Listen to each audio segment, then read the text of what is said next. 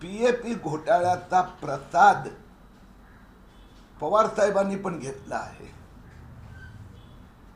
शरद पवार परिवाराने 20,000 कोटीचा पीएपी घोटाळ्यात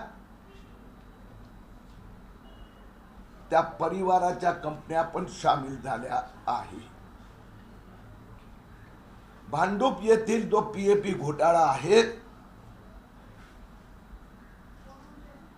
हे शरद पवारांचे बंधू त्या परिवाराची सगळ्यात मोठी इन्व्हेस्टमेंट कंपनी श्री प्रतापराव पवार नियो star infra project private limited या कंपनीची ती जमीन आहे. 1903 सदनिका बांधल्या जात आहेत. त्या जागेवर वेगवेगळं आरक्षण होतं, ते हटवण्यात आलं. फ्रंट कंपनी म्हणून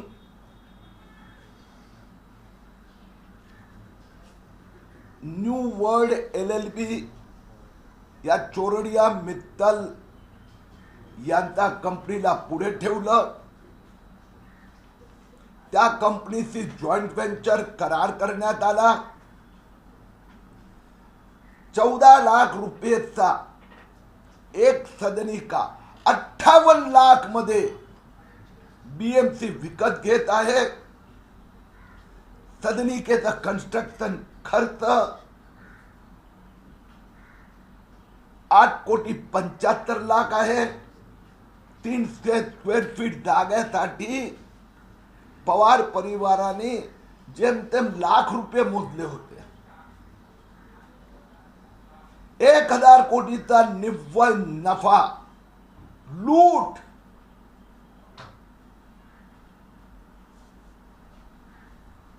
ठाकरे सरकार आणि मुंबई महापालिका आयुक्त इक्बाल चहलनी असे 35,000 सदनिकेचे कॉन्ट्रॅक्ट दिले. 20,000 कोटीची लूट आणि दोनच गटाला ह्या कॉन्ट्रॅक्ट मिळाले. एक शरद पवारांचे पवार परिवाराचे निकटतम मित्र शाहिद बलवा या त्या DB ग्रुपला आणि दुसरे पवार परिवाराचे सहकारी मित्र चोरडिया ब्रदर्सला. 20,000 जागांचे कॉन्ट्रॅक्ट चोरडिया ब्रदर्सला, 15,000 शाहिद बालवाला.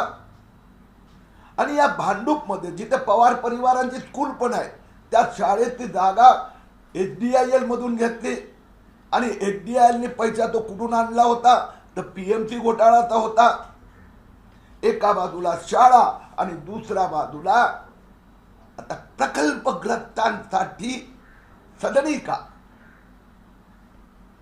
1903 सदनिका आरक्षण रातोरात मागे घेण्यात आलं. 2034च्या डेव्हलपमेंट प्लॅन मध्ये आरक्षित जमीन आहे. आरक्षण हटवण्यात आलं. 5.4 FSI फ्री देण्यात आली. नियो स्टार आणि न्यू वर्ल्ड या दोन कंपनींना आणि क्रेडिट नोट याला ट्रान्सफरेबल क्रेडिट नोट करण्यात आली. पवार परिवारांना, त्यांच्या पार्टनरना, त्यांचे बिझनेस व्हेंचरचे चोरडियांना अकोमोडेट करण्यासाठी 125 कोटीची क्रेडिट नोट देण्यात आली. ती त्यांनी बाजारात विकली, इल्लीगल करन्सी म्हणून विकली. मोदी सरकारने चौकशी सुरू केली. मोदी सरकारचा इन्कम टॅक्स विभागाने नोटिस दिल्या आहेत, GST विभागाने नोटिस दिल्या आहेत. आणि सगळ्यात गमतीदार बाब अशी आहे की हे जे जवळजवळ 1 लाख स्क्वेअर फीट जागा आणि त्यात मिळून आणखीन म्हणजे एकंदर 5 लाख स्क्वेअर फीट बांधकाम होत आहे. 192 कोटी रुपये कन्स्ट्रक्शन कॉस्ट येत आहे. जमीन तर शरद पवार त्यांचे बंधू पवार परिवारच सांगू शकणार जमीन 25 कोटीत आली होती की 50 कोटीत आली होती. आणि त्याच्या समोर महापालिका 1200 कोटी रुपये देत आहे. हा त्याचा लेटर ऑफ ऍक्सेप्टन्स आहे. महापालिकेने 24 मार्च 2022 रोजी पवार परिवाराचे पार्टनर चोरडिया मित्तल या कंपनीला कॉन्ट्रॅक्ट दिला. आणि पवार परिवाराने म्हणजेच पवार परिवाराची न्यू स्टार इन्फ्रा प्रोजेक्ट यांनी न्यू वर्ल्ड लँडमार्क सोबत हे केलेलं आहे एग्रीमेंट, डेव्हलपमेंट राईटचा करार. आता ही जी न्यू स्टार कंपनी आहे 2 जानेवारी 2024 रोजी, तर आज किती तारीख आहे भाऊ? 3 जानेवारी, 3 तारीख म्हणजे कालचं. हे कालचे डॉक्युमेंट आहे. पैसे भरून भारत सरकारचा कंपनी मंत्रालयाकडून घेतली माहिती. 2 जानेवारी 2024 रोजी new star infra project private limited त्याची ऑथोराइज शेअर कॅपिटल किती दाखवली आहे? 435 कोटी 1 लाख रुपये. हे 435 कोटी 1 लाख जे दाखवली आहे शेअर कॅपिटल, त्यात 99,990 रुपये श्री प्रताप पवार यांचे आहेत आणि 10 रुपयेचे शेअर त्यांचे पत्नी श्रीमती भारती प्रतापराव पवारांचे आहे. 1 लाख रुपयाची पेडअप कॅपिटल आहे. टोटल शेअर कॅपिटल किती दाखवली? 435 कोटी 1 लाख. पण पेडअप कॅपिटल किती? 1 लाख. आणि ते जे 1 लाख आहे ते पवार परिवारांचे. 19 मार्च 2021 तारीख सगळ्यांनी नोंद घ्यावी. 19 मार्च 2021 रोजी 6% नॉन क्युम्युलेटिव्ह रिडीमेबल प्रेफरन्स म्हणजे 20 वर्षासाठी 6% डिव्हिडंडनी हे पैसे प्रतापराव पवारांच्या कंपनीत कोणी दिले? 435 कोटी रुपये. तारीख 19 मार्च 2021 ते पैसे दिले सायरस पुनावाला यांच्या सीरम इन्स्टिट्यूट. सायरस पुनावाला ना, सायरस पुनावाला सीरम इन्स्टिट्यूट कोविडची जी वॅक्सिन बनवली होती, कोवॅक्सिन, कोविशिल्ड, ते वॅक्सिन 19 मार्च 2021 रोजी. मला काही म्हणायचं नाही, सारस पुनावाला सिरम इन्स्टिट्यूटने इंडियन वॅक्सिन डेव्हलप केली त्याबद्दल त्यांचं कौतुक आपण सगळ्यांनी केलेलं आहे. पण त्यातला जो नफा आहे त्यातला 435 कोटी रुपये 6% हे शरद पवारांच्या परिवारात कंपनीत आला. आणि तो पैसा इथे आलाय का? पीएफपी मध्ये प्रताप पवारांनी वापरला आहे का? या सगळ्यांची चौकशी एकनाथ शिंदेजी यांनी करावी अशी पुन्हा एकदा मी मागणी करतोय. मला कुठलेही शरद पवार किंवा प्रतापराव पवार कोणाकडून काही स्पष्टता नकोय. डॉक्युमेंट बोलताय. 10 लाखाचा फ्लॅट मुलुंडचा 54 लाख मध्ये इक्बाल चहल विकत घेतात. ते पैसे कुणाला देतात? पवार परिवारांचे मित्र चोरडियाच्या कंपनीत जातात. भांडूपचा फ्लॅट 12 लाखाचा फ्लॅट 58 लाखात घेतला जातो. पैसा कोणाकडे जातात?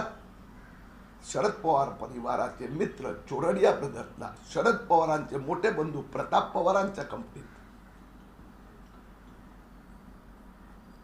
जो प्रभादेवीचा प्रोजेक्ट आहे, 1 सदनिका 17 लाखात पडली.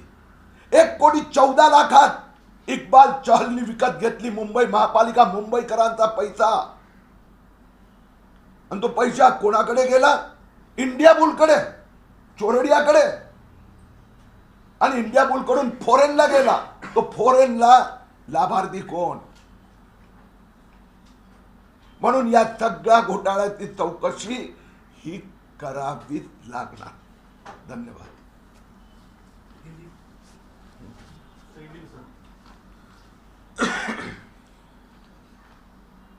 ठाकरे सरकार और मुंबई म्युनिसिपल कॉरपोरेशन ने जो 35,000 प्रकल्प बाधित पीएपी घरों के नाम से 20,000 करोड़ का घोटाला किया, उसमें से थोड़ा सा हिस्सा प्रसाद ये शरद पवार परिवार की कंपनियों को भी मिला.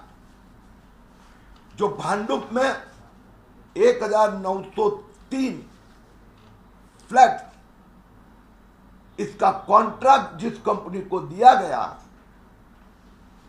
वो एक फ्रंट कंपनी चोरडिया ब्रदर्स की न्यू वर्ल्ड लैंडमार्क एलएलपी, उस कंपनी ने कॉन्ट्रैक्ट किया, डेवलपमेंट राइट एग्रीमेंट किया शरद पवार के बंधु प्रताप पवार की कंपनी के साथ.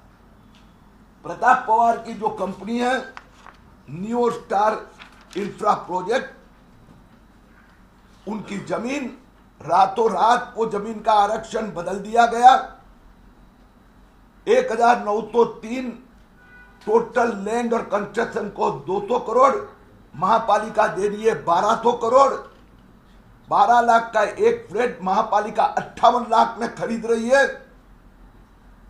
सैकड़ों करोड़ रुपए का घोटाला. मुलुंड में इसी प्रकार से शरद पवार परिवार के मित्र चोरडिया ब्रदर्स को कॉन्ट्रैक्ट मिला. एक फ्लैट 10 लाख का 54 लाख में इकबाल चहल खरीद रहे. 1439 फ्लैट. भांडुप में 1903 फ्लैट. प्रभादेवी में पवार परिवार के मित्र चोरडिया और चोरडिया के माई बाप इंडिया बुल 15 लाख का फ्लैट 1 करोड़ 14 लाख में खरीदा जा रहा है. 20,000 करोड़ की लूट. और साथ में आश्चर्य की बात है कि प्रताप पवार की इस कंपनी में 1 लाख की पेड अप कैपिटल है, सिर्फ 1 लाख की. लेकिन 19 मार्च 2021 को सीरम इंस्टीट्यूट साइरस पूनावाला, जो उन्होंने कोविड की वैक्सीन बनाई थी, उस कंपनी ने 435 करोड़ रुपए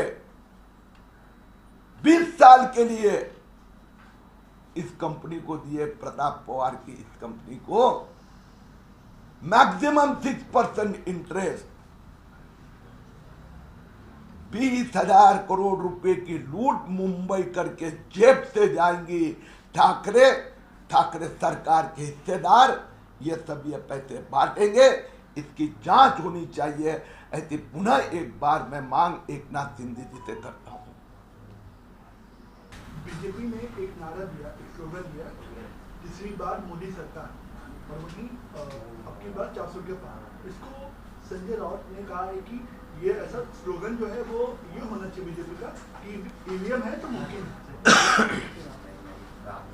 दर्ज कैसा होना संजय राउत?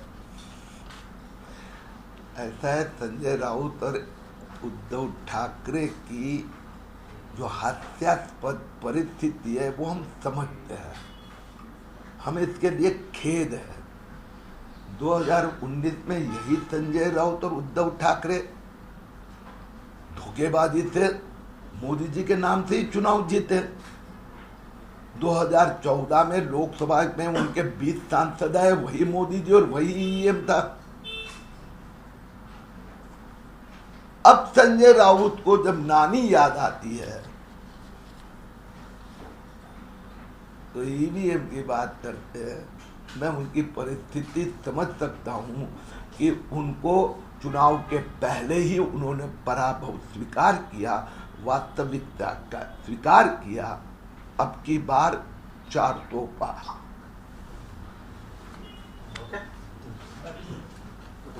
सर मराठीमध्ये संजय राऊत आणि उद्धव ठाकरेंची जी स्थिती आहे त्याबद्दल मी सहानुभूती व्यक्त करतो.